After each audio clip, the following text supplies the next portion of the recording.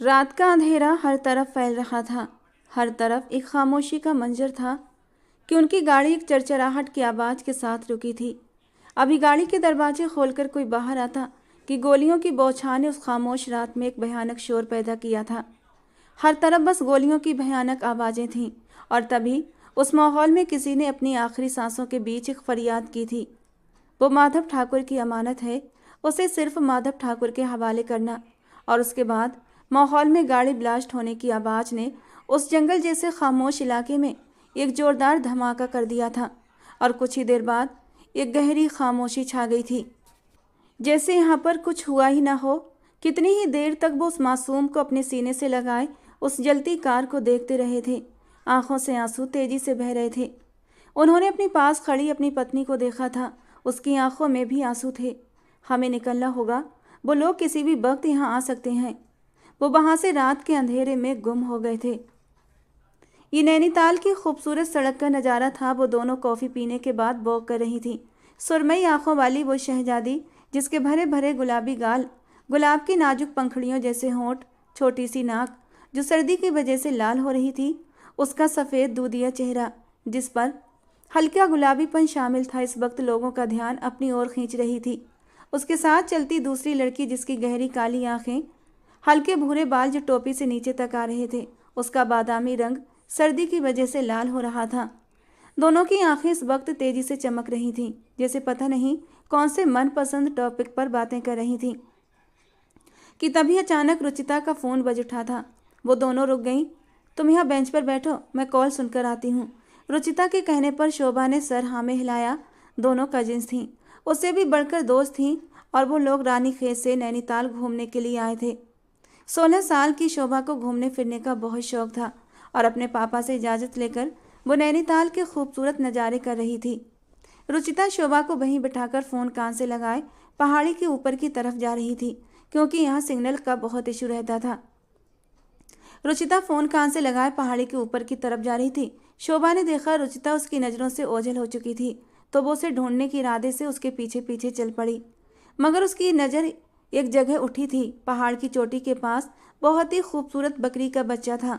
शोभा रुचिता को भूलकर उस बकरी के बच्चे की तरफ बढ़ी। शोभा को अंदाजा नहीं था सामने पहाड़ की चोटी है। वो तो अपने ही ध्यान में आगे बढ़ रही थी। बकरी का बच्चा भागने लगा तो वो उसकी तरफ लपकी थी, मगर उसका पांव स्लिप हुआ। इससे पहले वो खाई में गिरती तो मजबूत हाथों ने उसे संभाल लिया था और एक हाथ उसकी कमर में डाले उसे अपनी ओर खींचा था। वो जो डर के मारे आंखें जोर से नीचे खड़ी थी, खुद को सुरक्षित महसूस करके उसने धीरे से अपनी आंखें खोली थीं।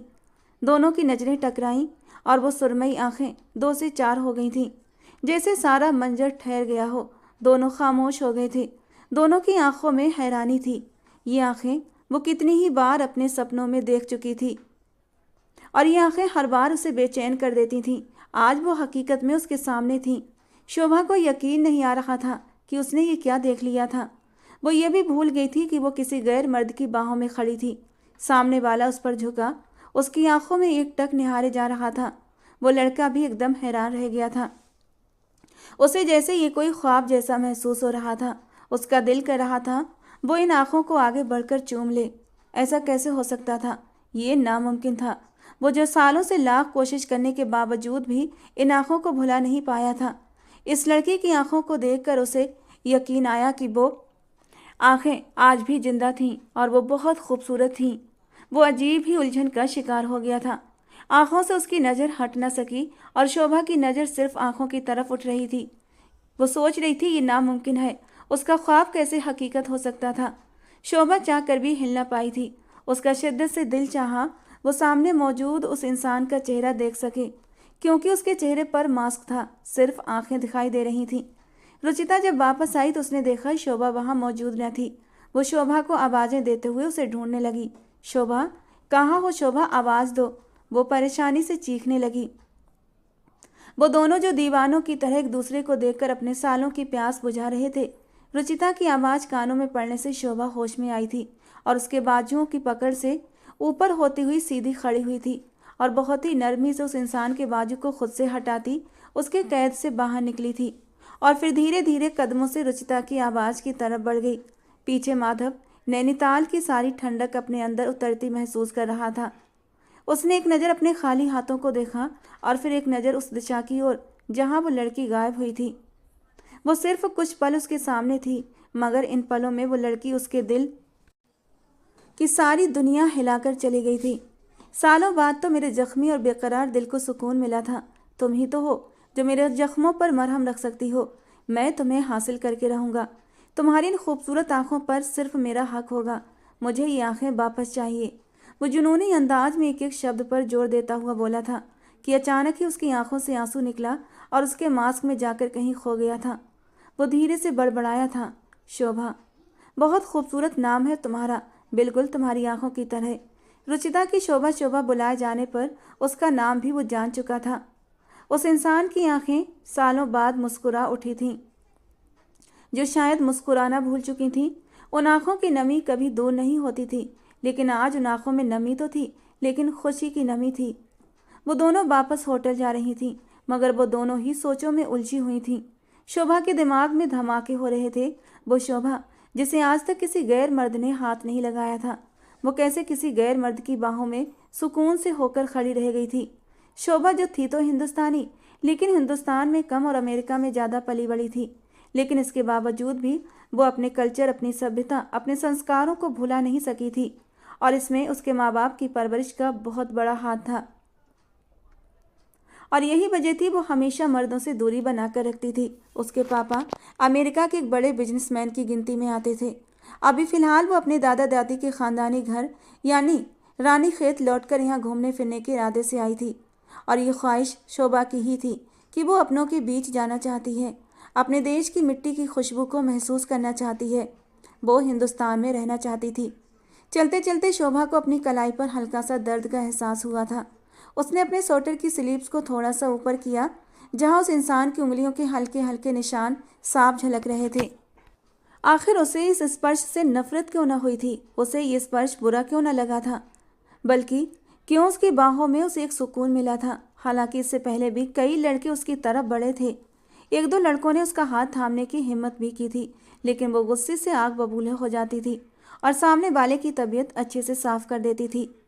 फिर आज उसे गुस्सा क्यों नहीं आ रहा था?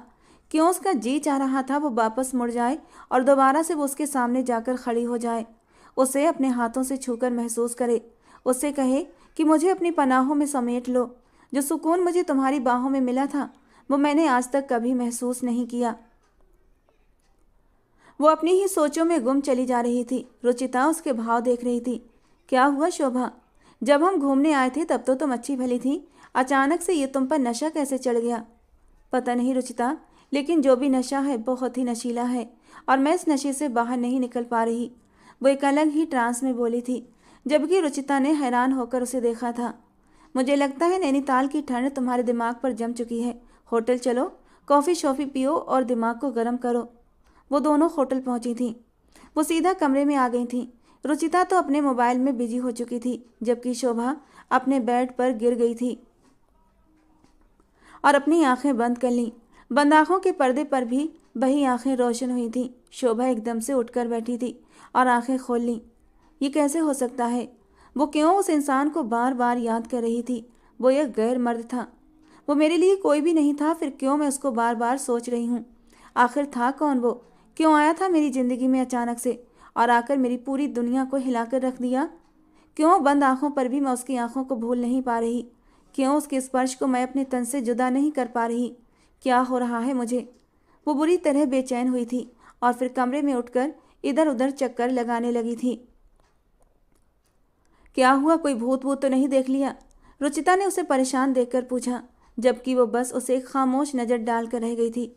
रुचिता ने कंधे उचका दिए और सोने के इरादे से लेट गई और चक्कर लगाते लगाते वो थक गई तो आईने के सामने जाकर खड़ी हो गई। बेध्यानी में उसने अपने हाथ अपनी कमर पर रखे थे। ऐसा लगता था जैसे वो अब भी उसकी बाहों के घेरे में है। उसका दिल फिर से मचलने लगा था उस इंसान की बाहों में जाने के लिए, और अपनी सोच पर उसे खुद ही गुस्सा आया था। वो ये कैसे कर सकती थी? वो कैसे गैर मर्द के इतना करीब जाने के बारे में सोच सकती थी? क्या ये पाप नहीं था? क्या मेरी इज्जत इतनी बेमोल है कि मैं अपनी इज्जत उसके हाथों में जाकर दे दूं? क्यों मेरा दिल ये पाप करने पर मुझे उकसाने लगा? वो खुद भी समझ नहीं पा रही थी। वो तेजी से बाथरूम की तरफ भागी थी और शावर खोलकर उसके नीचे खड़ी हो गई। वो हर स्पर्श को मिटा देना चाहती थी जो उसका ध्यान खींच रहा था। कितनी ही देर तक वो रगड़ रगड़ कर नहाती रही थी, लेकिन इसके बावजूद भी उसे अपने बदन से उस इंसान का स्पर्श हटता महसूस नहीं हो रहा था। ठंडे पानी से नहाने के बाद वो बुरी तरह कांपने लगी थी। आईने के सामने खड़े होकर अपने बाल सुखाते हुए वो लगातार उसी इंसान के बारे में सोच रही थी। कुछ तो कनेक्शन था उस इंसान के बीच, वरना मेरा दिल उसकी ओर इतनी तेजी से क्यों मचल रहा था। रानीखेत और नैनीताल के बीच एक होटल का मंजर, जहां वो होटल में दाखिल हुआ और अपने कमरे की तरफ बढ़ गया। कमरे में दाखिल होने के बाद उसने दरवाज़ा बंद किया और बेड पर गिर गया। जैसे ही उसने आंखें बंद की, उसे वो मंजर याद आने लगा जब वो लड़की उसकी बाहों में थी। वो आंखें जो पूरी आबोताब के साथ चमक रही थीं। वो तो अपने काम से वापस लौट रहा था कि उसने दूर से देखा वो लड़की पहाड़ की चोटी की तरफ बढ़ रही थी। वो समझ गया था लड़की अनजान है, उसे नहीं पता कि नीचे हजारों फीट गहरी खाई है। वो फौरन ही लड़की को बचाने के इरादे से उसकी तरफ भागा था और उसे एक ही झटके में पकड़कर खींचा था, मगर फिर उन आंखों में देखने के बाद वो पत्थर बन गया था। 10 साल के बाद, पूरे 10 साल के बाद वो आंखें दोबारा उसे देखने को मिली थी। एक सुकून था जो 10 सालों बाद उसके पूरे शरीर में उतरा था। वो हल्के से मुस्कुरा रहा था। ये मुस्कुराहट 10 साल बाद उसके चेहरे पर आई थी, वो जो पिछले 10 सालों से पल पल जल रहा था। आज उस लड़की की आंखों को देखने के बाद उसको अपनी सारी तकलीफें खत्म होती महसूस हो रही थीं। अपने गले से कोई लॉकेट निकाला। अब उस लॉकेट में से वो कुछ निकाल रहा था, शायद कोई चिप थी। अपना लैपटॉप पकड़कर वो चिप उसमें डाल दी, फिर कुछ बटन प्रेस किए और लैपटॉप की स्क्रीन पर एक 6 साल की बच्ची का चेहरा आया था। छोटी सी खूबसूरत बच्ची जिसकी आंखें गहरी ग्रे कलर की थीं। वही खूबसूरत गहरी आंखें जो अभी कुछ देर पहले वो देख कर आ रहा था। तुम्हें मेरे सामने नहीं आना चाहिए था एनी, और अगर आ ही गई हो तो अब मैं तुम्हें दोबारा हासिल करके रहूँगा। तैयार हो जाओ अपने माधव की बाहों में आने के लिए। ये आंखें तुम्हारी हैं, लेकिन जो अब मेरी होने वाली हैं। ये वजूद तुम्हारा है जो अब मेरा होने वाला है। तुम बहुत जल्द सर से लेकर पांव तक मेरी हो जाओगी, मगर इस बार मैं तुम्हें खुद से दूर नहीं जाने दूंगा। मेरी 10 सालों की तकलीफ आज ख़त्म हो गई है। तुम ही तो हो जो मेरी हर तकलीफ को ख़त्म करके इस पर मरहम रखोगी। अब तुम माधव की बनोगी। वो अपनी आंखें स्क्रीन पर जमाए शोभा को सोचते हुए इश्क और जुनून के एक एक शब्द पर जोर डालता हुआ बोला था, और उसके शब्दों से जैसे आग निकल रही थी, सब कुछ तबाह कर देने की आग। चेहरे पर अब तक मास्क और हुड्डी पहन रखी थी। वो स्क्रीन पर कभी उस छोटी सी मासूम बच्ची को देखता तो कभी अपनी आंखें बंद करके उन खूबसूरत आंखों को महसूस करता। दोनों की आंखों में कोई भी तो फर्क नहीं था। धीरे धीरे रात के सन्नाटे उतरने लगे थे। वो अभी तक अपने कमरे में लेटी आज दोपहर हुए हादसे के बारे में सोच रही थी। इस वक्त उसने लॉन्ग पर्पल गाउन पहन रखा था। उसके सारे बाल कमर पर बिखरे पड़े थे। बेहद खूबसूरत और नरम मुलायम बाल, दूर से देखने पर ऐसा लगता है जैसे काली घटाएं बिखर रही हों। काफ़ी देर तक वो ऐसे ही बेड पर लेटी रही, फिर उठकर अपना बैग खोला, उसमें से एक डार्क ब्लू कलर की डायरी निकाली और फिर वो कमरे में मौजूद स्टडी टेबल की तरफ चेयर खींचते हुए बैठी थी। डायरी खोली जो अभी तक पूरी खाली थी। फिर आज उसने हिम्मत कर ही ली थी। अपने अंदर मचलती जंग को किसी के साथ वो बांटना चाहती थी। इसीलिए उसे सबसे पहले यही लगा कि अपने शब्द इन पन्नों पर उतार कर दिल का बोझ हल्का कर ले। उसने पेन पकड़ा, बहुत ही हिम्मत के साथ डायरी का दूसरा पेज खोला और उस पर अपने एहसास उतारने लगी। उसके हाथों में एक कंपन था। वो शोभा खुराना, कमलेश खुराना की बेटी, उसकी माँ बचपन में एक हादसे में मर गई थी। उसने सिर्फ उन्हें तस्वीरों में देखा है। उसे याद नहीं कि बचपन में उनके साथ उसकी कोई याद जुड़ी थी या नहीं। जैसे जैसे पेन चल रहा था वैसे वैसे उसकी हाथों की कपकपाहट कम होने लगी थी। उसके पापा कहते थे कि उसके पास सबसे ख़ास चीज़ उसकी आंखें हैं, जो उसे सबसे स्पेशल बनाती हैं। ये गहरी ग्रे कलर की आंखें। शोभा 16 साल की टीनेजर लड़की थी, लेकिन उसका दिमाग एक मैच्योर लड़की की तरह अलग अलग सोचों का शिकार रहता था। उसने अपनी ज़िंदगी के 10 साल अमेरिका जैसे देश में रहकर गुजारे थे, मगर उसे वहाँ सुकून न मिला था जो कुछ घंटे सिर्फ हिंदुस्तान में रहने पर मिला था। उसे अपने देश से बहुत मोहब्बत थी। वो आर्मी ऑफिसर बनना चाहती थी। उसे बचपन से ही आर्मी वालों से बहुत मोहब्बत रही थी। लेकिन जब 6 साल की थी तब एक ऐसा हादसा हुआ था जिसमें उसके दिमाग पर एक गहरी चोट लगी थी और उसका असर उसके दिल पर भी पड़ा था। डॉक्टर्स का कहना था कि शोभा का दिल कमज़ोर है, इस हादसे ने शोभा को खासी तकलीफ पहुंचाई थी। इसीलिए उसके पापा ने उसको आर्मी में जाने की जिद को नकार दिया था, क्योंकि कमलेश जी को लगता था वो दिमागी तौर पर मजबूत नहीं है। शोभा को याद करने के बावजूद भी अपने बचपन के बारे में कुछ भी याद न आता था। वो याद करती, जब कुछ याद न आता तो अपने पापा से सवाल करती, पापा मुझे अपने बचपन की बातें क्यों न याद आती? मैं भी अपने बचपन को महसूस करना चाहती हूँ, अपनी बचपन की शरारतों को याद करना चाहती हूँ। तो कमलेश जी उसे अपने सीने से लगा लेते, उसके सर पर हाथ रखते हुए उसे तसल्ली देते, बेटा तुम्हें बताया तो है, बचपन में तुम्हें एक गहरी चोट लगी थी और जिसका असर सीधा तुम्हारे दिमाग पर गया था। इसी वजह से तुम अपने बचपन की सारी यादें भूल चुकी हो। इसके बावजूद भी शोभा को सुकून नहीं मिलता था। वो रातों को उठकर बैठ जाती, उसे रातों को सुकून से नींद न आती। उसे अजीब अजीब तरह के सपने दिखाई देते थे। वो सपनों में खुद को अजीब जगह पर देखती, ऐसी जगह जहाँ वो पहले कभी न गई थी। एक बड़ी सी हवेली जहाँ गार्डन में वो खुद को उछलता कूदता देखती थी। और जब अपने पापा को अपने सपने के बारे में बताती तो वो ये कहकर टाल देते कि ये सिर्फ तुम्हारा वहम है। दिन भर उल्टी सीधी सोचों में गुम रहती हो तो वही सपने बनकर रात को तुम्हें परेशान करते हैं। लेकिन शोभा को ये सारी बातें सच नहीं लगती थीं। उसे लगता जैसे कहीं ना कहीं ये सपने उसके बचपन से जुड़े हुए हैं और यही यादें सपनों की सूरत में उसे नजर आती हैं। शोभा को लगता जैसे उसके पापा उससे कुछ ना कुछ छुपाते हैं, उसे सच बताना नहीं चाहते। कुछ तो है जो उसके अतीत का राज है, जो इन सपनों से जुड़ा है। वो उलझ कर रह जाती। वो इस समय शायद 8 साल की थी जब पहली बार उसने अपने सपने में एक अनजाना सा वजूद देखा था। वो 10-12 साल का कोई बच्चा था। वो उसके सपनों में आता था। वो एक हरे भरे गार्डन में खड़ा होता और गार्डन के बीच पीछे लाल रंग की कोई पुरानी हवेली थी। सारे मंजर धुंधले हो जाते, बस उस बच्ची का वजूद साफ नजर आता था। उसके चेहरे पर काला मास्क होता और सिर्फ आंखें नजर आती थीं और आंखों में उसे अपने लिए एक खास चमक दिखाई देती। वो 8 साल की उम्र से ही ऐसे ही सपने देखती आ रही थी। वो सपने तो थे, तो सुबह होते होते वो इन्हें अपने दिमाग से निकाल देती थी। लेकिन आज वही हल्की नीली आंखें उसके सामने आकर खड़ी हो गई थीं। वो इंसान जो उसके सपनों में आता था आज हकीकत बनकर आंखों के सामने मौजूद था। कुछ पलकों तो शोभा कुछ समझ ही न पाई थी कि ऐसा कैसे हो सकता है, मगर ये सच था और शायद वो विश्वास नहीं कर पा रही थी। शोभा का दिमाग बहुत उलझ कर रह गया था। भला कोई सपनों की दुनिया से बाहर कैसे आ सकता है? उस इंसान ने उसकी जान बचाई थी, वो उसकी एहसानमंद थी। अचानक ही उसे अपने बदन पर फिर उस अजनबी का स्पर्श महसूस हुआ था और पता नहीं क्यों उसके दिल में गुदगुदी सी पैदा हुई थी। पैर रखकर उसने खुद की कलाई देखी जहाँ पर उसने उसे छुआ था और फिर खुद ब खुद उसके होंठ उस जगह पर चले गए थे जहाँ उस इंसान ने अपना हाथ रखा था। वो अंदर तक मदहोश हो गई थी। उसके अंदर तक एक सुकून उतर गया था। ये कैसा रिश्ता था जो उसे समझ नहीं आ रहा था और इस क्यों का सवाल उसके पास नहीं था। आज भी वो मास्क लगाए हुए था, जैसे सपनों में मास्क लगाकर आता था। जब वो सपनों में आता वो उसे छूने की कोशिश करती थी और जैसे ही वो उसे छूने की कोशिश करती उसकी आँख खुल जाती थी। लेकिन आज सच में उसने उसे छुआ था, महसूस किया था और आज भी वो मास्क में ही था। लेकिन उसकी उन आँखों की चमक वो भूल नहीं पा रही थी। ये 100% वही आँखें थीं। अपने सपने में देखते देखते शोभा शायद इन आँखों से इश्क कर बैठी थी। हाँ, मैं उस इंसान से इश्क में पूरी तरह डूब चुकी हूँ। वो आँखें मुझे अपने जादू के घेरे में ले चुकी हैं। उसने गहरा सांस लेकर अपना सर पीछे कुर्सी से टिका दिया था। ऐसे कैसे मैं एक अनजान आदमी के इश्क में गिरफ्तार हो गई? कैसे उसे अपने दिल में जगह दे बैठी?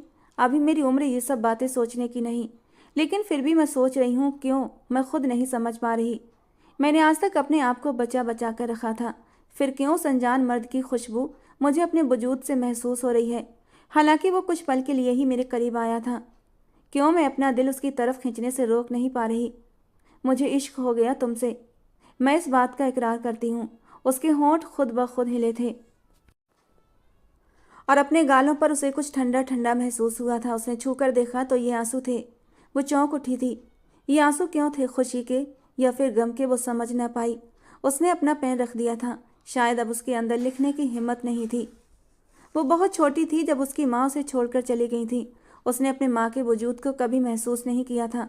उसे कमलेश जी की एक खास नौकरानी सोमना जी ने पाल पोस कर बड़ा किया था और उसकी परवरिश सोमना ने ही की थी। लेकिन आज पता नहीं क्यों उसे अपनी माँ की कमी महसूस हुई थी। अगर आज उसकी माँ जिंदा होती तो शायद वो अपने दिल की हालत अपनी माँ को बता सकती। शायद ये आंसू अपनी माँ को याद करके बहे थे।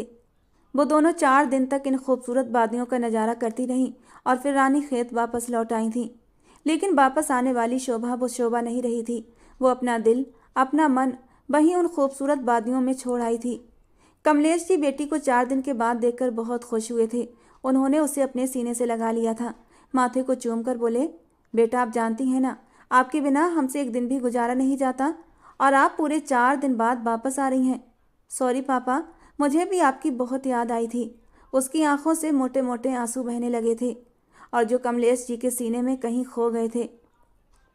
हमारी गुड़िया रो रही है, किसी ने कुछ कहा है क्या?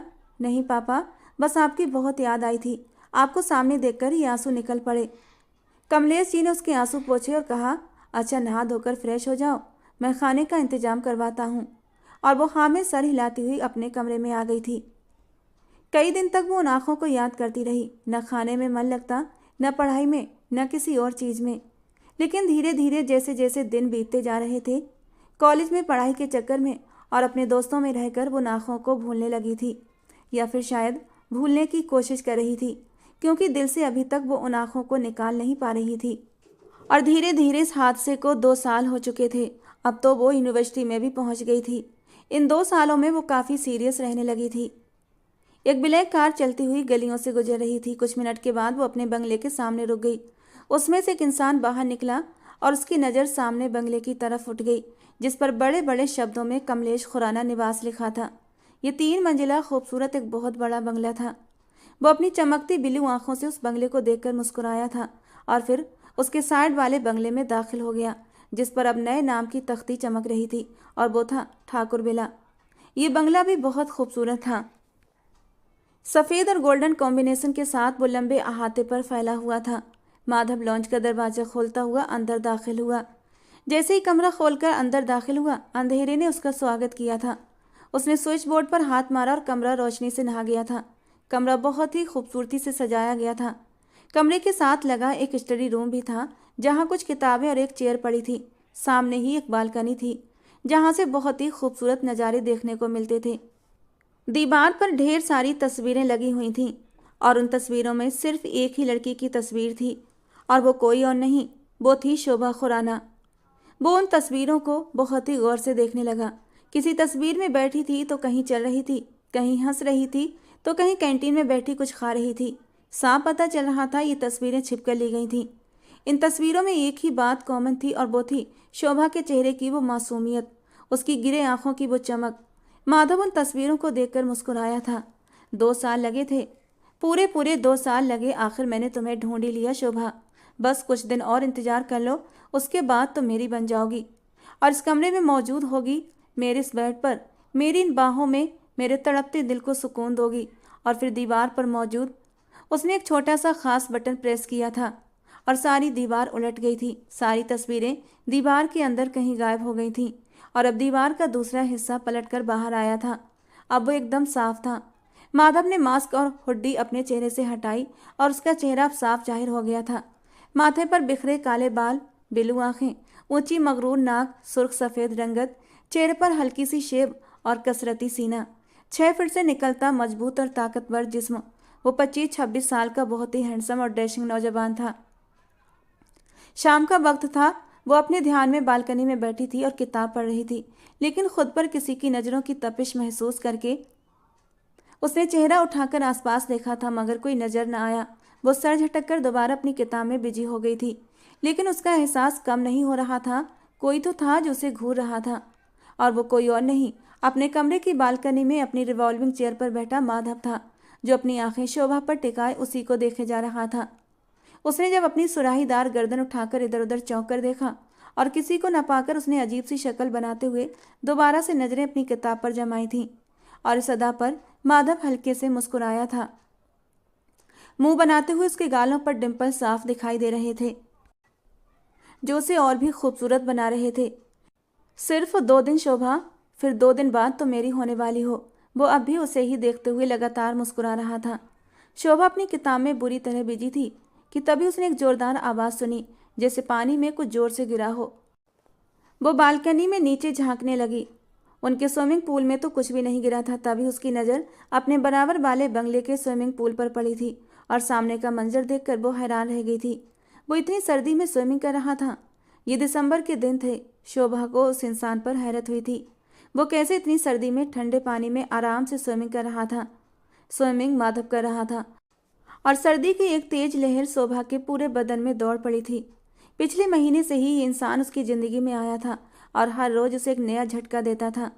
वो लगातार उसे देखते हुए उस दिन को याद करने लगी जब वो सोमनाथ जी के साथ किचन में खाना बना रही थी। पापा के अचानक दोपहर के वक्त घर आने की वजह से वो जल्दी से किचन से निकली और कमरे में भाग गई, क्योंकि कमलेश जी को बिल्कुल पसंद नहीं था कि वो किचन में घुसे। वो तो अपने पापा से छुपकर सोमनाथ जी से किचन के काम सीख रही थी। हालांकि कमलेश जी कहते थे, कोई ज़रूरत नहीं इन घर के कामों में पड़ने की, अपनी पढ़ाई पर ध्यान दो और अपना करियर बनाओ। लेकिन उसे अच्छा लगता था किचन के काम करना, खाना बनाना। इसीलिए जब कमलेश जी घर आए तो वो जल्दी से भागती हुई अपने कमरे में घुस गई थी। वो अपना हुलिया ठीक करके वापस नीचे आई थी। अब कमलेश जी कहीं जाने के लिए रेडी थे। उसे देखकर उसकी तरफ बढ़े। शोभा मेरा बच्चा, जाओ जल्दी से रेडी होकर आओ। विनोद अंकल और उनकी फैमिली हमारे साथ वाले बंगले में शिफ्ट हो गए हैं और आज उन्होंने हमें लंच पर इनवाइट किया है, तो हम वहीं जा रहे हैं। शोभा ने समझने वाले अंदाज में सर हिलाया। कमलेश जी ने उसे कुछ दिन पहले ही तो बताया था कि उनका जान से प्यारा दोस्त दुबई अपनी फैमिली के साथ रहता था, अब हिंदुस्तान में आकर शिफ्ट होना चाहते हैं। उन्होंने मुझे बंगला देखने के लिए कहा था, तो मैंने विनोद को हमारे साथ वाला बंगला बता दिया और अब वो यहीं शिफ्ट हो गया है। साथ साथ रहेंगे तो एक दूसरे से मुलाकात होती रहेगी। वो बताते बताते जैसे कहीं अतीत में खो गए थे, जिससे उनकी कई सुखद यादें जुड़ी थीं। वो 15 मिनट बाद तैयार होकर नीचे आई थी, ब्लैक शॉर्ट फ्रॉक में जिस पर गोल्डन काम था, पैरों में वाइट शूज, बालों को पोनीटेल में कैद कर रखा था। वो बहुत ही मासूम और खूबसूरत लग रही थी। दोनों बाप बेटी घर से निकले और साथ वाले घर में दाखिल हो गए। वो विनोद अंकल से पहली बार मिल रही थी। वो पापा के साथ चलते हुए लॉन्ज में आई थी। उनकी पत्नी अनिका जी बहुत खूबसूरत औरत थी, कहीं से भी 45 साल से ऊपर नहीं लगती थी। अनिका ने आगे बढ़कर शोभा को गले लगाया था। उन्होंने उसके माथे पर प्यार किया और उसे साथ लेकर सोफे पर बैठ गई। वो उसके साथ बहुत अच्छे से पेश आ रही थी, जैसे उनकी बरसों की मुलाकात हो। वो दोनों बिल्कुल दोस्तों की तरह बातें कर रही थीं। कुछ देर बाद वो दोनों अंदर दाखिल हुए थे। इनसे मिलो, ये हैं मेरे दोनों बेटे, ये छोटा हार्दिक और ये बड़ा बेटा माधव। शोभा ने जैसे ही छोटे भाई की तरफ से बड़े भाई की तरफ नज़र मोड़ी थी तो एकदम पत्थर की हो गई थी। वो इन आंखों को देख चुकी थी 2 साल पहले नैनीताल की पहाड़ियों पर। वो आज उसके सामने बैठा था। इन आंखों को वो कैसे भूल सकती थी। उस वक्त उसका चेहरा मास्क में था, लेकिन वो आंखों के जरिए उसे पहचान चुकी थी। उसने उसकी जान बचाई थी। वो कितनी ही देर तक उसे देखे गई। वो इस वक्त ब्लू जीन्स और ब्लैक शर्ट की बाजू कोहनियों तक फोल्ड करके पहने बैठा था। सब लोग डाइनिंग टेबल की तरफ बढ़े, लेकिन वो अभी उसी चेहरे में खोई हुई थी। कमलेश जी की आवाज़ पर उसका सकता टूटा था और वो उठकर उनके पीछे चल दी। ये कैसा इत्तेफाक था। वो उसके पापा के दोस्त का बेटा था और उसे पता ही नहीं था। तो क्या इसे ही बचपन से वो सपनों में देखती आ रही थी। वो वापस घर आ गई थी, मगर अब वो उलझ कर रह गई थी। दिल में दबी मोहब्बत फिर से उभरने लगी थी। वो इश्क जो वक्त की धूल ने धुंधला कर दिया था फिर से चमकने लगा था। उसके बाद वो दोनों अक्सर आमने सामने आते रहते थे, मगर शोभा से देखते ही पत्थर की बन जाती थी। चाह कर भी वो कुछ बोल नहीं पाती थी। वो बहुत ही चुप चुप रहने वाला लड़का था। अब भी वो उसे इतनी ठंड में स्विमिंग पूल में नहाते हुए देख रही थी। वो एक झुरझुरी लेते हुए अंदर चली आई थी, हालांकि लबों पर हल्की सी मुस्कान थी। एक दिन उसका मोबाइल बजा। किसी अननोन नंबर से कॉल आ रही थी। उसने फ़ोन कान से लगाया कि दूसरी तरफ से एक आवाज़ उसके कानों में पड़ी थी। मैं 20 मिनट पहले ही बालकनी से जा चुका हूँ, अब मुझे बालकनी में ढूंढने का कोई फ़ायदा नहीं। वो जो लगातार अपनी नज़रें बराबर वाली बालकनी में जमाए खड़ी थी, उसकी आवाज़ सुनकर एकदम हैरान रह गई थी। उसे कैसे पता चला कि वो उसकी नज़रों को ही तलाश कर रही थी। उसने जल्दी से फ़ोन कान से हटाकर आंखों के सामने किया था, जैसे यकीन करना चाहती हो क्या उसके कानों ने सही सुना था या फिर उसका कोई वहम था। कमरे में जाओ, बाहर ठंड लग जाएगी। शोभा ठाकुर। और शोभा को लगा जैसे उसके आसपास धमाके हो रहे हों। उसकी हैरानी अब गुस्से में बदल गई थी। मेरा नाम शोभा खुराना है, हिम्मत कैसे हुई तुम्हारी मेरे नाम के आगे अपना नाम जोड़ने की। वो थोड़ा गुस्से से उसे जताने वाले अंदाज में बोली थी। सरनेम चेंज होने में वक्त ही कितना लगता है। भगवान को साक्षी मानकर गले में मंगलसूत्र और तुम्हारी मांग में सिंदूर, बस हो गई तुम मेरे नाम। उसके इस खुले इजहार पर शोभा दंग रह गई थी।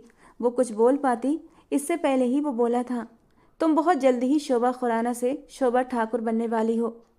ये उन दोनों की पहली बातचीत थी और वो पहली ही बातचीत में उसे एक नया झटका दे गया था। दिल की धड़कनें नए अंदाज में धड़कने लगी थीं, लेकिन तभी उसे गुस्सा आया था। वो उसकी मर्जी जाने बिना कौन होता था उसे अपने साथ जोड़ने वाला, और वो गुस्से से बोली थी, खुली आंखों से अच्छे ख्वाब देख लेते हो मिस्टर माधव ठाकुर। अफसोस ये सिर्फ ख्वाब ही रहेंगे, समझे। कहते हुए उसने फ़ोन बंद कर दिया था और कमरे की तरफ बढ़ गई।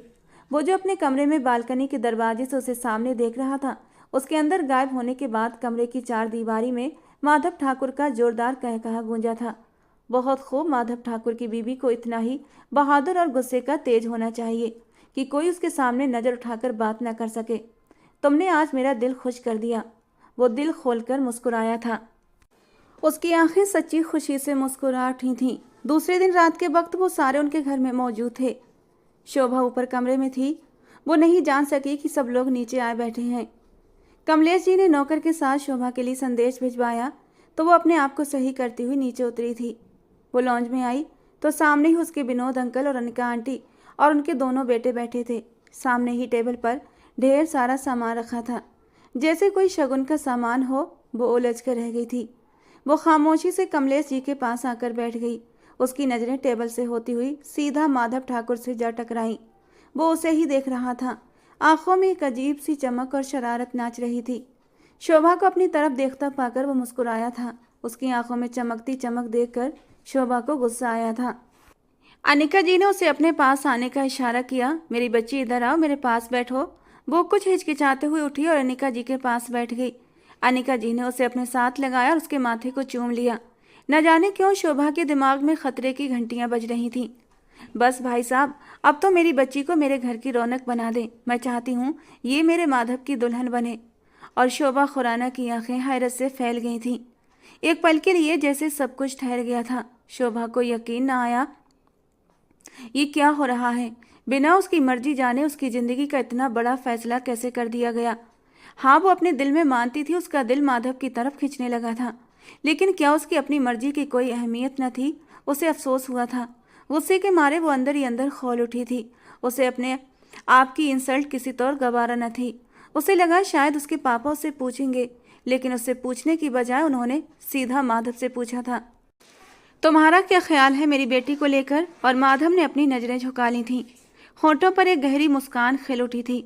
मुझे शोभा पसंद है। पसंद नहीं, बल्कि मुझे उससे इश्क है अंकल। मैं उसे अपनी बीवी बनाना चाहता हूँ। वो बहुत ही आराम से बोला था, जबकि उसकी इस बेबाकी पर शोभा का खून गुस्से के मारे खौल उठा था। कमलेश जी भी कुछ पल के लिए हैरान हुए थे, लेकिन जल्दी ही उन्होंने अपने आप को संभाला था। शोभा को ये सब कुछ ठीक नहीं लग रहा था। और फिर वो अभी शादी नहीं करना चाहती थी। अभी उसकी उम्र ही क्या थी, सिर्फ 18 साल। कमलेश जी के कानों में दूर कहीं अतीत किसी की कही हुई बात गूंजी थी, ये माधव ठाकुर की अमानत है, इसे माधव ठाकुर के हवाले करना।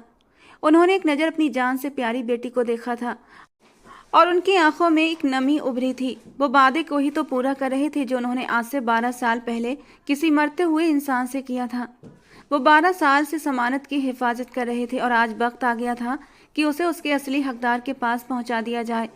वो खुद तो क्या, सारी दुनिया की ताकत भी मिलकर रोकती तब भी शोभा को माधव ठाकुर के पास जाने से रोक नहीं सकते थे। वो तो बस उसी की थी। उन्होंने एक लंबी गहरी सांस ली और बहुत ही सीरियस अंदाज में बोले, मुझे इस रिश्ते से कोई ऐतराज नहीं, लेकिन फिर भी मुझे लगता है अभी शोभा की उम्र कम है। और दूसरी बात, मैं अपनी बेटी की सेफ्टी के लिए पूरी तरह सिक्योर होना चाहता हूँ। क्या तुम मेरी बेटी की इस तरह हिफाजत कर सकते हो जैसे मैंने अब तक की है। वो आराम से बैठा था। अंकल, मैं आपसे बढ़कर भी शोभा का ध्यान रखूंगा। रही बात उसके छोटे होने की, तो अभी शादी कर दें। विदाई जब आप चाहें तब कर देना, मुझे कोई ऐतराज ना होगा। बस मुझे सुकून रहेगा कि शोभा अब मेरी हो चुकी है। और कमलेश जी को लगा जैसे किसी ने उनके सीने में एक सुकून उतार दिया हो, जबकि शोभा हैरानों परेशान बैठी थी। उससे पूछना तो दूर, कोई उसकी तरफ ध्यान भी नहीं दे रहा था और उसकी ज़िंदगी का इतना अहम फैसला कर लिया गया था। कमलेश जी माधव ठाकुर से कह रहे थे कि कभी मेरी बेटी को धोखा तो नहीं दोगे। अगर तुमने मेरी बेटी को धोखा देने की कोशिश की तो मैं तुम्हें कभी माफ़ नहीं करूँगा, क्योंकि मैं अपनी बेटी की आंखों में तकलीफ़ नहीं देख सकता। अंकल, मैंने कहा था ना, शोभा मेरा इश्क है। दिल लगी कुछ महीनों की होती है, मोहब्बत भी शायद समय के साथ कम हो जाती है, मगर जो इश्क होता है ना, वो कभी ख़त्म नहीं होता, मरने के बाद भी ख़त्म नहीं होता। और इश्क सिर्फ एक से होता है पूरी ज़िंदगी, यहाँ तक कि मरने के बाद भी उसी इंसान से रहता है। और मुझे शोभा से इश्क हुआ है, ये मेरी ज़िंदगी है। इसके बाद मेरी ज़िंदगी में कोई दूसरी नहीं आएगी, मैं आपको जवान देता हूँ। और कमलेश जी सुकून से हो गए थे, मगर शोभा धीरे धीरे नाव में सर हिला रही थी। ये कैसा इंसान था, उसकी बाप की आंखों में आंखें डालकर उससे इश्क का इजहार कर रहा था। कमलेश जी ने एक नज़र शोभा की ओर डाली थी, उसके चेहरे के हाव भाव बता रहे थे वो खुश नहीं थी। उन्होंने गहरा सांस लिया, भले शोभा खुश होती या ना होती, लेकिन उन्होंने शोभा को हवाले तो माधव ठाकुर के ही करना था, क्योंकि एक वही इंसान था जो शोभा के लिए अपनी जान तक दे सकता था। वो बहुत ही उम्मीद भरी नज़रों से अपने पापा की ओर देख रही थी कि पापा, मुझे ऐसे बेशर्म इंसान से शादी नहीं करनी। उसे लगा उसके पापा उसकी नज़रों के सवाल को समझ जाएंगे और इस रिश्ते से मना कर देंगे, लेकिन वो जो कुछ बोले थे वो हैरान रह गई थी। मुझे कोई ऐतराज़ नहीं, अगले महीने की कोई तारीख देखकर शादी कर देते हैं। और शोभा को यकीन न आया, उसका बाप जो उस पर जान छिड़कता था, उसकी ज़िंदगी का इतना बड़ा फैसला ऐसे कैसे कर सकता है। उसकी सांसें अपने सीने में अटकती महसूस हुई थीं। वो झटके से उठी। ये क्या कह रहे हैं पापा, आपने मुझे एक बार भी पूछना गवारा न किया। बेटी हूँ मैं आपकी, कोई बोझ नहीं जो आपकी इतनी जल्दी मुझे सर से उतार कर फेंक दें। मुझे आपसे ये उम्मीद नहीं थी। उसकी वो खूबसूरत गिरे आंखें आंसुओं से भर गई थीं। उसने शिकवा भरी नज़र माधव के चेहरे पर भी डाली थी और फिर सीढ़ियाँ चढ़ती हुई अपने कमरे में गायब हो गई। पीछे कमलेश जी को अपने सीने में कांटे से चुभते महसूस हुए थे। उधर माधव ठाकुर भी हैरान रह गया था। उसे उम्मीद नहीं थी वो इनकार कर देगी, क्योंकि वो उसकी आंखों में अपने लिए इश्क के रंग देख चुका था, मगर वो कितने गुस्से में इनकार करके गई थी, वो दंग रह गया था। उसे लगा जैसे शोभा ने उसके मुंह पर तमाचा मारा हो। वो कैसे माधव ठाकुर को इनकार कर सकती थी। आज तक कभी किसी लड़की ने उसे ठुकराने की हिम्मत नहीं की थी, लेकिन शोभा ने उसे ठुकराया था। उसका ठुकराया जाना माधव के दिल पर बिजली बनकर गिरा था, लेकिन वो उसकी इश्क थी, उसकी जान थी। अगर उसकी जगह कोई दूसरी लड़की होती तो वो आगे बढ़कर उसका मुंह तोड़ देता। उसके चेहरे पर एक मुस्कान आई थी। उसका ये नखरीला अंदाज भी माधव के दिल को भा गया था। बाकी लोग भी परेशान हुए थे। अनिका जी को बिल्कुल उम्मीद नहीं थी कि वो इस तरह गुस्सा करेगी। कमलेश जी ने उन्हें संभाल लिया कि वो उसे समझाएंगे। उससे बात करने का मौका नहीं मिला और ये सब अचानक हुआ है, इसीलिए वो इतना परेशान हुई है। कमलेश जी की बातों पर उन लोगों को थोड़ा बहुत सुकून आया था। वो अपने कमरे को लॉक किए फूट फूट कर रो पड़ी थी। सबकी बातें शोभा के कानों में अब तक गूंज रही थीं। उसे तो खुश होना चाहिए था। जिस इंसान से उसने चुपके चुपके इश्क किया था, वो इंसान खुद ही उससे शादी करना चाहता था, मगर पता नहीं क्यों शोभा का दिल ये सब करने को तैयार नहीं था। पता नहीं क्यों उसे ये सब कुछ एक अनहोनी का एहसास दिला रहा था। उसकी सिक्स्थ सेंस कह रही थी कि उस इंसान के इरादे और नीयत ठीक नहीं थी। वो किसी बड़ी मुश्किल में फंसने वाली है। शोभा अपने पापा कमलेश जी से भी नाराज़ थी। वो उनकी कोई भी बात नहीं सुन रही थी। आज भी जब वो कमरे में बैठी न जाने विंडो से बाहर आसमान पर क्या देख रही थी, जब कमलेश जी कमरे में दाखिल हुए थे और उसके बराबर सोफे पर आकर बैठ गए, वो उसे देखने लगे जो इन 2 दिनों में बुरी तरह मुरझा गई थी। शोभा, मेरा बच्चा, कब तक अपने पापा से नाराज रहने का इरादा है? उनकी आवाज़ से शोभा ने अपने पापा के चेहरे की ओर देखा था। आंखों में वीरानी थी। उन चमकदार आंखों की चमक कहीं गायब हो गई थी। कमलेश जी को दुख हुआ था उसकी ये हालत देखकर। आपने ऐसा क्यों किया पापा? आप तो मेरी मर्जी के बिना एक ड्रेस तक नहीं लेते थे, फिर मेरी जिंदगी का इतना बड़ा फैसला मुझसे पूछे बिना क्यों कर दिया? उसकी आवाज़ भीग गई थी। कमलेश जी कहाँ अपनी बेटी की आंखों में आंसू देख सकते थे? क्या तुम इतने सालों से अपने ख्वाबों में नहीं देखती आ रही उसे? क्या तुम उससे मोहब्बत नहीं करती? कमलेश जी की बात पर शोभा पत्थर की हो गई थी। वो हैरानी और बेयकीनी से अपने पापा को देखती रही। उसे उम्मीद नहीं थी कि उसके पापा ये सब जानते होंगे। उसे नहीं पता था कि उसके पापा उसकी डायरी पढ़ चुके थे। वो नज़रें झुका गई। वो अपने बाप से नज़रें नहीं मिला पा रही थी। क्या तुम्हें मेरे फैसले पर कोई शक है कि तुम्हारे पापा तुम्हारे लिए गलत फैसला करेंगे? इस बात पर उसने कमलेश जी की ओर देखा था। ऐसी बात नहीं है पापा, उसके शब्दों में शर्मिंदगी थी। कमलेश जी आगे बढ़े और शोभा को अपने साथ लगा लिया। मैंने तुम्हारे लिए एक अनमोल हीरा तलाश किया है शोभा, और तुम जानती हो ये तुम्हारे सपनों को पूरा करने का एक आधार है।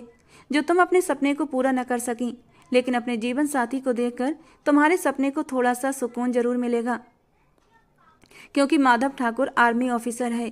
ये बात उसने सिर्फ मुझे बताई है, वो एक सीक्रेट एजेंट है। और इस बात पर शोभा ने बेयकीनी से अपने सर उठाकर कमलेश जी को देखा था। उसकी आंखों में हैरत का एक समंदर उभर रहा था। कमलेश जी मुस्कुराए। शोभा की कितनी बड़ी ख्वाहिश थी कि वो आर्मी में जाए, लेकिन उसका ये सपना पूरा ना हो सका था। तो उसने सोचा था वो किसी आर्मी वाले की पत्नी बनेगी, और उसने एक बार अपना ये सपना अपने पापा से भी शेयर किया था कि पापा, अगर कभी शादी करूंगी तो आर्मी वाले से ही करूंगी।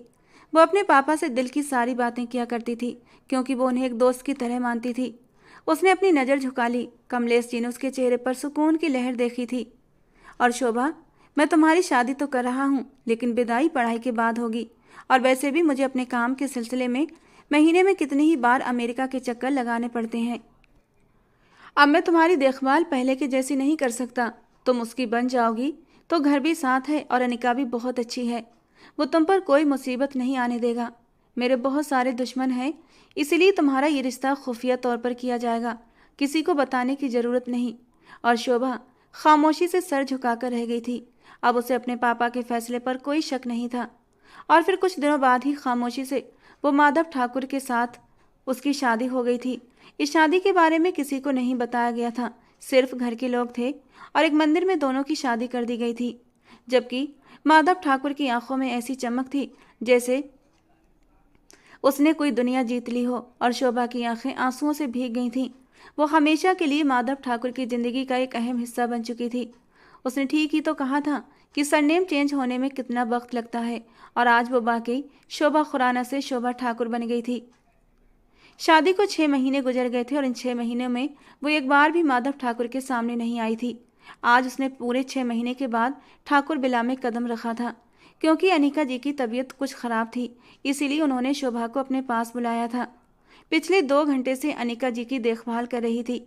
अनिका जी को सूप पिलाने के बाद वो उनको कमरे में सुलाने के लिए ले गई। उन्हें सुलाने के बाद वो जैसे ही कमरे से बाहर निकली, सीढ़ियां चढ़ती हुई ऊपर जा रही थी कि उसका पांव बुरी तरीके से स्लिप हुआ था। इससे पहले वो नीचे गिरती, अचानक उसका हाथ किसी के मजबूत हाथ में था। उसने पूरी ताकत से शोभा को अपनी ओर खींचा, और शोभा उसके सीने से जा लगी। उसने जैसे ही चेहरा उठाया, ऊपर देखा तो वो कोई और नहीं बल्कि माधव ठाकुर था। कितनी ही देर तक वो उसे देखती रही। दोनों की आंखें आपस में टकराई थीं। माधव अपनी आंखों में इश्क और मोहब्बत के रंग लिए उसे देख रहा था। Are you okay? उसने शोभा को सीधा करके खड़ा किया था और बहुत ही प्यार से पूछा था, जबकि शोभा ने हाँ में सर हिला दिया। उसके दिल की धड़कनें तेज हो रही थीं, गालों पर शर्म की लाली उतर आई थी। अब जबकि उसके साथ एक नया रिश्ता जुड़ गया था, तो धड़कनों का अंदाज भी अलग ही तौर पर धड़क रहा था। इससे पहले वो सीढ़ियां चढ़कर ऊपर गायब हो जाती, अचानक माधव की नज़र उसकी गर्दन पर पड़ी थी। वहां पर एक चैन थी, खूबसूरत नाजुक सी गोल्ड की चैन, जो माधव को अतीत में खींच कर ले गई थी। ये क्या लेकर आए हो माधव बेटा? बबीता आंटी ने माधव से पूछा। आंटी, मैं ये चैन ऐनी के लिए लेकर आया हूँ। आज मैं ये चैन उसके गले में पहनाऊंगा, हमेशा के लिए। ये ऐनी के गले में रहेगी। 7 साल का नन्हा माधव नन्ही सी ऐनी के गले में वो चैन पहना रहा था। जबकि उसका ये प्यार देखकर बबीता जी एकदम मुस्कुरा पड़ी थीं। ये बच्चा भी उन्हें अपने बच्चे जैसा ही लगता था। पड़ोस में रहता था। माधव की माँ से और बबीता जी की अच्छी खासी दोस्ती हो गई थी, और दोनों के घरों में आना जाना भी था। और जब बबीता जी ने नन्ही सी गुड़िया को जन्म दिया, तो जैसे माधव उसका दीवाना हो गया था। हर वक्त उसे गोद में उठाए फिरता, और आज तो वो उसके लिए चैन ले आया था। वो जल्दी से अतीत से निकलकर प्रेजेंट में आया था। उसने हाथ बढ़ाकर उस चैन को छुआ था। इस चैन को वो इतने सालों के बाद भी पहचान सकता था। ये वही चैन थी जो कभी अपनी ऐनी के लिए लाया था, लेकिन वो हैरान हुआ, ये चैन शोभा के पास कैसे आई? ये तुम्हारे पास कैसे आई? उसने बेयकीनी से पूछा था। लहजे में गुस्से की आंच थी। शोभा हैरान हुई। ये तो बचपन से ही मेरे पास है, इनफैक्ट मेरा ही है। शोभा के शब्दों पर वो एकदम पत्थर बन गया था। उसने बेयकीनी से शोभा की आंखों में देखा। ये आंखें उसकी ऐनी जैसी थीं, इसीलिए तो उसे इन आंखों से इश्क हो गया था, और शोभा को हमेशा के लिए अपनी ज़िंदगी में लेकर आया था। लेकिन क्या ये शोभा थी या फिर उसकी ऐनी थी। वो बेयकीनी से उसे देख रहा था, लेकिन अपने ख्याल पर ही वो हंस पड़ा था। आखिर शोभा उसकी ऐनी कैसे हो सकती थी? तुम्हें ऐसे कैसे यकीन है कि ये तुम्हारा है? क्योंकि इस लॉकेट पर ए लिखा है और तुम्हारा नाम तो शोभा है। वो अपने गुस्से को अब बर्दाश्त करते हुए पूछ रहा था, क्योंकि उसे अपनी ऐनी का लॉकेट किसी और के गले में देखते हुए बहुत गुस्सा आया था। हालांकि वो भूल चुका था ये लॉकेट इस वक्त उसकी अपनी महबूब बीबी, अपनी मोहब्बत शोभा ने पहन रखा था, लेकिन फिर भी उसे गुस्सा आ रहा था। यही सवाल मैंने पापा से पूछा था। उन्होंने कहा ये इसलिए मेरे पास है क्योंकि मेरी माँ का नाम भी ए से शुरू होता था, आस्था खुराना। शायद ये उनका ही लॉकेट है, लेकिन ये बचपन से ही मेरे गले में है। मैंने जब से अपना होश संभाला ये तब से ही मेरे गले में मौजूद है। लेकिन आप क्यों पूछ रहे हैं? वो हैरानी से माधव से सवाल पूछ रही थी। आखिर को उसका पति था तो इतना पूछने का हक तो रखती थी। अगले ही पल माधव ने उसका चेहरा मोड़ा और उसके सारे बाल गर्दन से पीछे हटा दिए थे। उसकी सफ़ेद गर्दन को देखा, जबकि शोभा बुरी तरह घबराई थी, लेकिन बिना कुछ कहे वो उसके बाहों के घेरे में खड़ी थी और माधव उसकी गर्दन देखते ही पत्थर हो गया था। उसकी आंखें हैरत से पूरी खुल गई थीं। उसने जिस लड़की को सिर्फ इसलिए अपनाया था क्योंकि उसकी आंखें उसकी ऐनी से बहुत मिलती जुलती थीं, क्या वो सच में ऐनी थी, उसे विश्वास नहीं हो रहा था। सालों पहले बचपन में ऐनी के गले पर भी यही निशान था और अब तो माधव को कोई शक नहीं रहा था कि शोभा ही ऐनी है। ऐनी? उसके होंठ धीरे से फड़फड़ाए थे। क्या हुआ, आपकी तबीयत तो ठीक है? वो हैरान हुई थी, जबकि माधव ने बिना कुछ कहे उसकी कलाई पकड़ी और जोर से अपने सीने में भींच लिया था। अगले ही पल बेतहाशा उसे चूमने लगा था। मेरी ऐनी हो तुम, मेरी ऐनी, तुम जिंदा हो? मुझे यकीन नहीं हो रहा। जब तुम्हें पहली बार नैनीताल की पहाड़ियों पर देखा था तब पता नहीं क्यों मुझे ऐसा लगा कि तुम मेरी ऐनी हो। उसके बोलने के अंदाज में जुनून था, इश्क की कोई आखिरी हद की आग थी।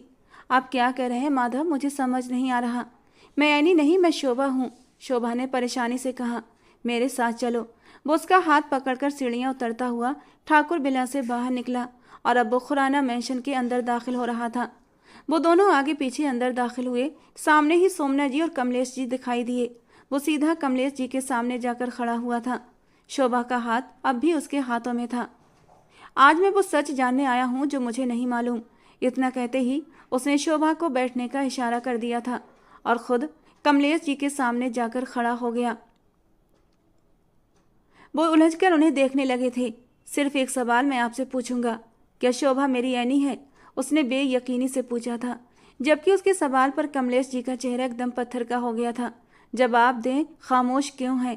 शोभा भी उठकर खड़ी हुई थी। अपने पापा के पास आई। पापा, ये सब क्या है? मुझे समझ नहीं आ रहा। ये कौन सी पहेलियां बुझा रहे हैं आप दोनों? और कमलेश जी ने गहरी सांस ली थी। आज रात से पर्दा उठाने का वक्त आ गया था। हाँ माधव, ये तुम्हारी ऐनी है। शब्द थे कि कोई अमृत की बूंदें जो माधव के कानों में उतरकर उसे नई जिंदगी दे गई थीं। कब और कैसे? उसने 2 सवाल पूछे थे। मैं तुम लोगों को सच्चाई बताने वाला था माधव, लेकिन मैं सही वक्त का इंतजार कर रहा था।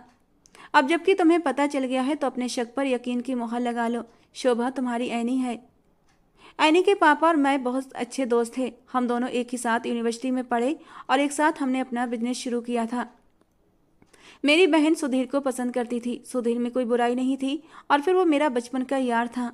मैंने खुशी खुशी अपनी बहन बबीता की शादी सुधीर के साथ कर दी। मेरे ख़ानदान वाले शादी से राजी नहीं थे, लेकिन फिर भी मैंने अपने ख़ानदान के खिलाफ जाकर ये शादी करवाई थी। इधर मेरी शादी आस्था से हो गई थी। मैं पूरे 6 साल बाद लंदन से वापस आया था। मेरी एक बेटी भी थी, मासूम सी प्यारी सी शोभा खुराना। उन्होंने एक नज़र शोभा को देखा था, जो हैरान निगाहों से अपने बाप को देख रही थी। सुधीर और बबीता मुझे एयरपोर्ट पर लेने आए थे। हम सब लोग एयरपोर्ट से वापस हवेली जा रहे थे जब रास्ते में वो बहुत ही भयानक हादसा हुआ था। हम पर गोलियां चलने लगीं। उन लोगों ने अंधाधुंध सुधीर की गाड़ी पर गोलियां चलाई थीं। उस फायरिंग में मेरी छोटी सी मासूम सी बच्ची शोभा गोलियों का निशाना बन गई थी।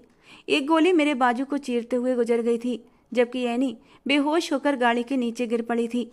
मैं भी बेहोशी की हालत में था। उन लोगों ने दरवाज़ा खोलकर देखा था और सुधीर को पलट कर देखा, साथ ही मेरी बच्ची शोभा को भी देखा। सुधीर, मेरी बहन और शोभा जान से हाथ धो चुके थे और वो लोग यही तो चाहते थे। सुधीर के खानदानी दुश्मनी थी और सुधीर के परिवार को ख़त्म करके वो अपने बदले को पूरा कर चुके थे। उन्हें लगा कि उन्होंने पूरे परिवार को ख़त्म कर दिया है, लेकिन किस्मत को कुछ और ही मंजूर था। जब मुझे होश आया तो मुझे ऐनी के रोने की आवाज़ आई थी। मैंने उसे अपनी गोद में समेट लिया। मेरी बच्ची शोभा इस हादसे का शिकार होकर अपनी जान गंवा चुकी थी। मेरी पत्नी आस्था बेहोश थी। मैं सुधीर के पास गया था। ऐनी अब भी मेरी गोद में थी। सुधीर अपनी आखिरी सांसें ले रहा था। उसने मेरे सामने हाथ जोड़ दिए। प्लीज़ कमलेश, मेरी ऐनी को कहीं दूर ले जाओ। ये लोग मेरी ऐनी को मार देंगे और मैंने उससे वादा किया था कि मैं तुम्हारी ऐनी को दुनिया की नज़र से छुपा लूँगा। आस्था होश में आ चुकी थी और अब जोर जोर से अपनी बेटी के गम में चीखना चाहती थी, लेकिन मैंने उसकी चीखों का गला घोंट दिया, ये कहकर कि अगर तुम रोई तो वो लोग वापस आ सकते हैं और उन्हें पता चल जाएगा ऐनी की जगह शोभा की जान गई है और वो लोग ऐनी को ख़त्म कर देंगे। आस्था ने अपनी चीखें रोक ली थीं और हम रात के अंधेरे में वहाँ से निकल आए थे। उन लोगों ने मेरे दोस्त को मार दिया, मेरी बहन को भी मार दिया। आस्था शोभा के गम को सहन न कर सकी। वो बिस्तर से लग गई थी और कुछ ही दिन बाद वो भी ये दुनिया छोड़कर चली गई। और तब सोमना काकी ने मेरा साथ दिया था। कमलेश जी ने सोमना जी की तरफ देखा जो चुपचाप खड़ी अपने आंसू पोंछ रही थी। कमलेश जी की आंखों से भी आंसू गिर रहे थे, जबकि शोभा पत्थर की मूरत बन गई थी। वो शोभा खुराना नहीं थी, वो तो ऐनी थी। उसका दिल टूट कर बिखरा था। कमलेश जी आगे बोले, ऐनी के सर पर उस वक्त बहुत चोटें आई थीं। मैं उसे अस्पताल ले गया। इस हादसे के बाद वो अपना सब कुछ अतीत भूल चुकी थी। उसे अपने माँ बाप का नाम, अपने माँ बाप का चेहरा, यहाँ तक कि उसे अपना नाम तक याद न था। मैंने उसे शोभा की पहचान दे दी, लेकिन एक सच, मरने से पहले सुधीर मुझसे कहकर गया था कि ऐनी माधव ठाकुर की अमानत है, इसे माधव ठाकुर के हवाले कर देना जब ये 20 साल की हो जाए तब। लेकिन तुमने खुद ही मुझसे शोभा का रिश्ता मांग लिया, इसलिए मुझे लगा ये राज खोलने की ज़रूरत नहीं। मैं तुम्हारे रिश्ते के बारे में जानता था माधव, कि तुम दोनों का रिश्ता बचपन में ही तय हो गया था और तुम ठाकुरों की रिवायत थी, एक बार रिश्ता हो जाए फिर वो मरते दम तक नहीं टूटता। तुम बचपन से ही ऐनी के दीवाने थे और तुम्हारी दीवानगी को देखते हुए तुम्हारे बड़ों ने ये रिश्ता बचपन में ही तय कर दिया था। जबकि माधव ठाकुर के आसपास ये सच्चाई सुनकर धमाके हो रहे थे और शोभा भी पत्थर की बन चुकी थी। वो कुछ बोलने के काबिल हुई तो धीरे से बोली थी, इसका मतलब आप मेरे पापा नहीं? उसने बेयकीनी से पूछा था, जबकि कमलेश जी का दिल दर्द से तड़प उठा था। मेरा बच्चा, ऐसी बात नहीं है। तुम मेरे लिए मेरी शोभा हो, इस बात से क्या फ़र्क पड़ता है कि तुम मेरी सगी बहन की बेटी हो, लेकिन मैंने भी तुम्हें बाप बनकर पाला है और आज तुम मेरी बेटी हो। उन्होंने तकलीफ से तड़पते हुए कहा था, लेकिन शोभा का दिल बुरी तरह टूटा था। वो उठी और अपने कमरे में जाकर बंद हो गई थी। माधव कितनी देर के बाद कुछ बोलने के काबिल हुआ था। और उन कातिलों का क्या हुआ जिन्होंने ऐनी के माँ बाप को और आपकी बेटी की जिंदगी को छीना था? कमलेश जी सर उठाते हुए बोले थे, मैं ऐनी को लेकर अमेरिका चला गया था और जब वहाँ से 10 साल बाद लौटा तो मुझे पता चला वो लोग अपने किए अंजाम को पहुँच चुके थे। अपनी ख़ानदानी दुश्मनी का बदला लेने के बाद वो पूरी फैमिली के साथ लंदन रवाना हो रहे थे, क्योंकि उनका बदला पूरा हो चुका था और उनके दिल को सुकून मिल चुका था। अब वो हमेशा हमेशा के लिए लंदन शिफ्ट होने वाले थे।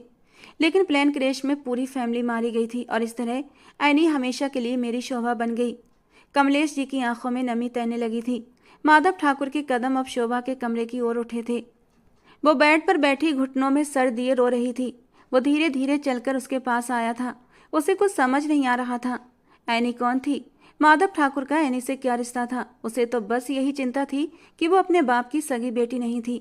ऐनी, उसने धीरे से पुकारा था, बहुत मोहब्बत और नरमी से। शोभा ने चेहरा ऊपर उठाकर देखा। माधव, क्या मैं अपने पापा की बेटी नहीं? ये कैसा सच है माधव?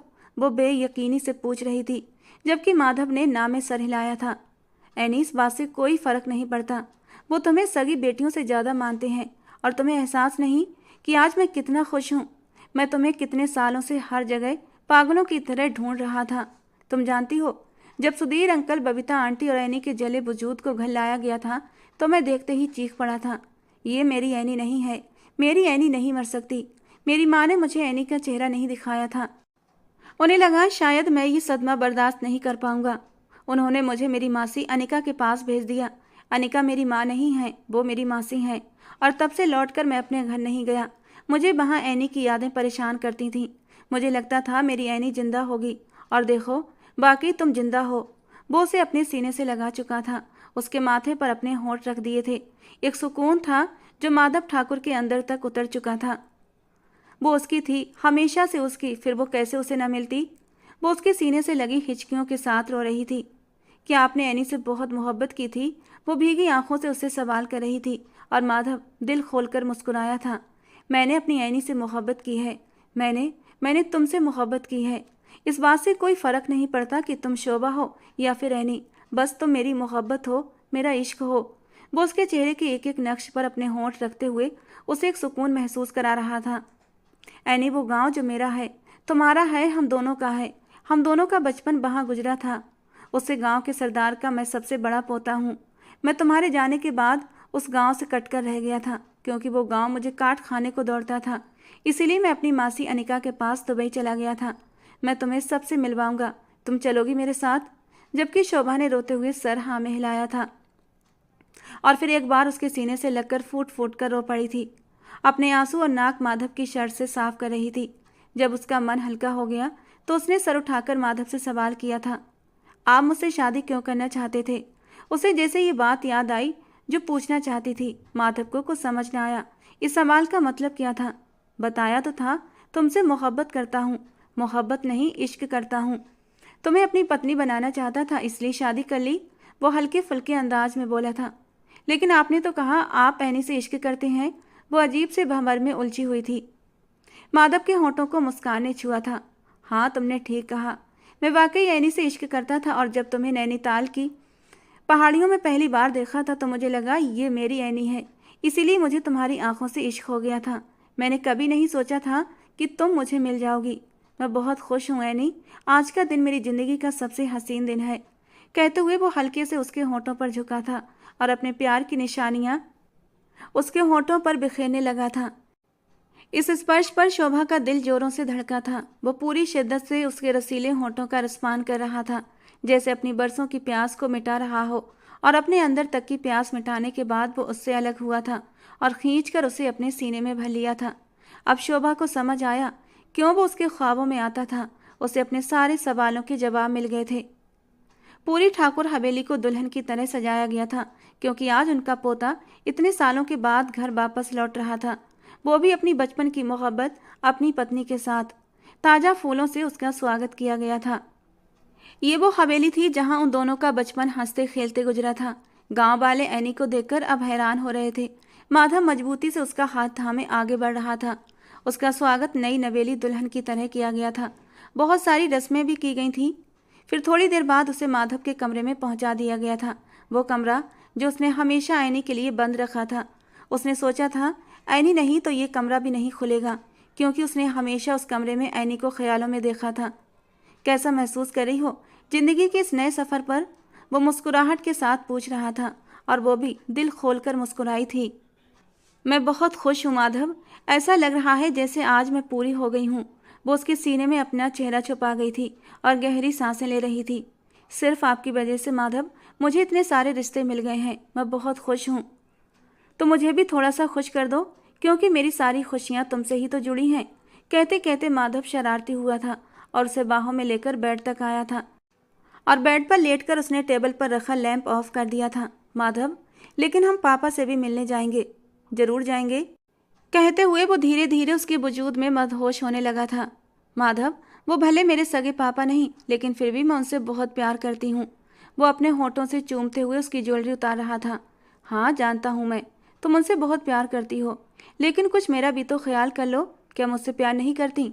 अरे माधव, तुमसे तो बहुत प्यार करती हूँ, लेकिन सोचो तो जरा, बाहर शहर में मेरे बहुत सारे दोस्त भी तो पीछे रह गए। उसे अपनी ही पड़ी थी और माधव ने उसके होठों को अपने होठों की कैद में लेकर उसे आगे बोलने से रोक दिया था। अब तुम कुछ नहीं बोलोगी, समझी? वो थोड़ी देर के बाद उससे अलग हुआ था। अब इन होठों से सिर्फ मेरे लिए प्यार भरी बातें निकलेंगी। कहते कहते वो अपने गर्म होठों से उसकी नर्म नाजुक गर्दन छूने लगा था। शोभा की सांसें तेज हुई थीं। बहुत बुरे हो माधव तुम। बुरी तरह शर्माते हुए वो उसे खुद के ऊपर से हटाने की कोशिश कर रही थी। लेकिन माधव, मैं यहाँ गांव में हमेशा नहीं रह सकती, क्योंकि यहाँ गांव में तो। और अचानक ही उसकी एक मदहोशी में डूबी सिसकी निकली थी, क्योंकि माधव अपने दहकते होठों से उसकी नरम नाजुक धड़कनों को छूने लगा था। मैंने कहा था ना, अब आगे कुछ नहीं बोलोगी। वो कुछ ही पल में उसे पूरी तरह मदहोश कर चुका था और शोभा को अब कोई होश कहाँ था। न शहर का, न गांव का, न अपने पापा का और न ही अपनी सहेलियों का। वो पूरी तरह मदहोश हो चुकी थी। माधव की संगत में टूटकर बिखरने लगी थी और माधव ने उस टूटती हुई नाजुक सी गुड़िया को समेट लिया था। उसकी मीठी सिसकियों को अपने होठों में समेट लिया था। उसके आंसुओं को अपने होठों से चुन लिया था। ये रात बहुत हसीन रात थी। दोनों एक दूसरे की संगत में सब कुछ भूल चुके थे। सुबह दोनों रूम से निकले। चेहरे पर रात की कहानी साफ झलक रही थी। शोभा के चेहरे पर शर्म के रंग बिखरे थे तो माधव के चेहरे पर सुकून ही सुकून था। प्रभात ठाकुर, माधव ठाकुर के पापा, बेटों को देखकर सुकून से मुस्कुराए थे। अब जबकि तुम्हें तुम्हारे जीने का मकसद मिल गया तो मुझे लगता है तुम्हें गांव में ही रुक जाना चाहिए। उन्होंने उसके साथ खड़ी शोभा पर एक नज़र डाली थी। जबकि गांव में ही रहने की बात पर शोभा का रंग उड़ा था। उसने बेबस नज़रों से माधव की ओर देखा था। माधव ने उसका हाथ दबाकर उसे तसल्ली दी थी। पापा, गांव में आप हैं ना? हम लोग गांव में आते जाते रहेंगे। आपको तो पता है मैंने अभी अभी नया आर्मी ऑफिसर बना हूँ। मुझे अपनी नौकरी पर ध्यान देना होगा और मैं एनी के बिना कहीं भी नहीं जा रहा। एनी को साथ लेकर जाऊंगा। उसने सारी बात खुद के कंधों पर ले ली थी और वो शोभा को साफ बचा गया था कि शोभा गांव में नहीं रहना चाहती, इसीलिए वो भी गांव में नहीं रहेगा। और प्रभात ठाकुर ने गहरी सांस ली थी। इतने सालों बाद उन्हें बेटा वापस मिला था और वो उसे दोबारा खोना नहीं चाहते थे। नंदिनी जी ने आगे बढ़कर अपनी नई नवेली बहू को आशीर्वाद दिया था और अपने बेटे के माथे को चूम लिया था। तुम दोनों बच्चों की खुशी में ही हमारी खुशी है। जहाँ रहो हमेशा खुश रहो। यूं 8 दिन गांव में गुजारने के बाद वो लोग वापस शहर आ गए थे। माधव ठाकुर ने खुद अपना एक अलग आशियाना बनाया था, सबसे अलग, सबसे दूर, जहां उन्हें कोई डिस्टर्ब करने वाला न था। जबकि शोभा ने कहा भी था कि हम अनिका आंटी के बंगले पर भी रह सकते हैं, लेकिन माधव ने मना कर दिया था। उसने शोभा को अपनी बाहों में समेट लिया। कहने लगा, इतनी बरसों बाद मिली हो एनी, मेरा जब मन करेगा तब तुम्हारे साथ रोमांस करूंगा। किचन में, हॉल में, गार्डन में, कमरे में, जहाँ मन करेगा वहाँ। किसी दूसरे के घर में ये आज़ादी कहाँ। ये कहते कहते उसका मन बहकने लगा था और झट से वो उसे अपनी बाहों में उठाकर कमरे की ओर बढ़ा था। जबकि शोभा ना करती रह गई थी, लेकिन माधव अब उसे छोड़ने वाला कहाँ था। गेट बंद करते हुए शोभा को बेड पर लिटाया और उसे अपनी बाहों में लेकर पूरी तरह मदहोश हो चुका था। और माधव की इस जुनूनियत को देखकर शोभा भी अंदर तक सुकून पा चुकी थी। वो कब माधव की बाहों से फरार चाहती थी, वो हमेशा माधव की बाहों में सुकून चाहती थी। जो सुकून उसे माधव की बाहों में मिलता था वो कहीं और नहीं मिलता था। उसने अपने आप को माधव के हवाले कर दिया, एक गहरे सुकून के साथ, और दिल ही दिल में अपने प्यार की लंबी उम्र की भगवान से प्रार्थना की थी। तो दोस्तों, आज की हमारी ये रोमांटिक कहानी आपको कैसी लगी? अपनी राय कमेंट बॉक्स में ज़रूर देना। पसंद आई हो तो प्लीज़ लाइक करना। रोज़ एक नई रोमांटिक कहानी सुनने के लिए हमारे चैनल को सब्सक्राइब करना।